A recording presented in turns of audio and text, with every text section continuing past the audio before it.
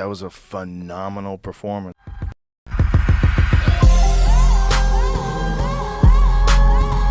In Brazil against Glover Teixeira in his hometown. Last minute, like, I mean, how much time did you have to prep for that?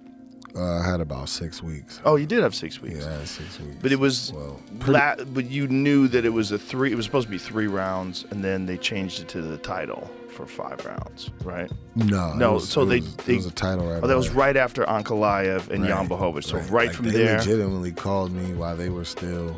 Wow. Yeah, while they were still in the gauge. If you wanted a full camp for a 5-round fight, though, what would you prefer? Like, how much time do you really need? I prefer maybe like 8 weeks, 8 to 10 weeks. So slightly abbreviated, but your performance was phenomenal, man. I mean, it was amazing to see you pick apart Glover like that, and to do so well on the ground too. I mean, that was a big victory. Yeah, I mean, a lot of people thought that I couldn't do it. I couldn't. Well, that was just a general assumption, was that I couldn't grapple on the ground and things like that. When that's definitely. But you getting that general assumption from who though? People online? Just picks, like, you know what I mean? Just like people like an analyst, then like any like the fighters or whatever that I talk to, or like they were like, oh, like they always say, it's always something that they say. Even guys in the division, you know, they were like, oh, he's just a boxer.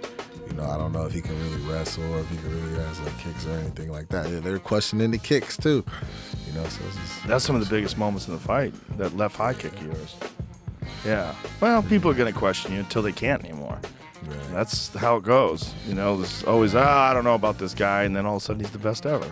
You never know. Right, and that's why I'm just hungry for, you know what I mean, for names, man. I'm hungry for the next challenge. What did it feel like when they strapped that thing around your waist? Man, it's a hard thing to describe. It was just like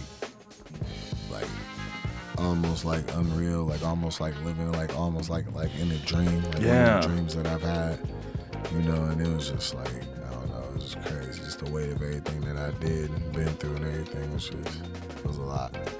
Yeah, it seemed like a lot. It's a lot for everybody. I mean, that's a moment that very few human beings will ever achieve. There's it right now. Yeah, that's when he told me that he was about to retire. I mean, it's amazing how long that dude has hung in there. He was the boogeyman for 6 years. You know, for 6 years, Glover lived in Brazil and he couldn't get a visa. And this was like in the early days, like when Chuck Liddell was the UFC light heavyweight champion. That's how far back Glover goes. Right. I heard something about like he went pro in 2001. Yeah. Crazy, right? Crazy. Yeah, that's wild. 22 years later. And then still fighting for the world championship. And, you know, having that fight with Yuri Prohaska where he lost the title, I mean, that was a crazy close fight until he got caught in that choke. He was ahead. I think he was. Yeah, he was ahead in that fight.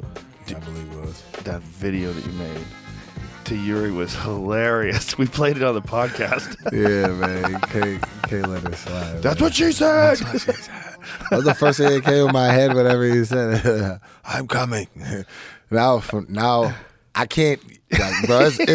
He's ruined the phrase for me now, because now I can't say it at all. No matter what, somebody call me and be like, "Oh, I'm coming." Like, I'm coming. Like, just he's an odd duck. Yeah, that dude's an odd duck. He's strange. He's very, very different. Do you see like when he was fighting Glover and Glover was beating him up? He was like, "Good job, good job." Yeah, like tapping him on it. I thought it was like, well, you can't do that, man. It looks like you're tapping. Looks like you're tapping. Like, what are you doing? He's like, "Good job, good job." Mm-hmm. But he's saying "good job," and I think it was it Mark Goddard who was the referee? I think it was Mark Goddard. Whoever it was warning him. It's like, hey, don't fucking slap him and say "good job." You can't do that. Just what a weird thing to do. Guys on top of you, raining blows down. You're like, good job, good job. Like, yeah, bro. I don't know. Only thing I can think would be possibly it could be like just like a tactic to try to make it seem like all like no matter what, you're wasting your time, right? Type thing. Like, you know what I mean? Try to like get in their head, because I think even like with the whole samurai thing, like he wants to play. He obviously wants to this image to be believed of and things like that. But you know, I just seen him when I was at the PI a couple of days ago, and he's a nice dude. You know, he walked up, he's like, "Nice to meet you." things like that. And then like I came back the next day. I was going into PT and he was working. He's like I'm working on it. You know what I mean, working, trying to get back. I'm like, take your time, do your thing.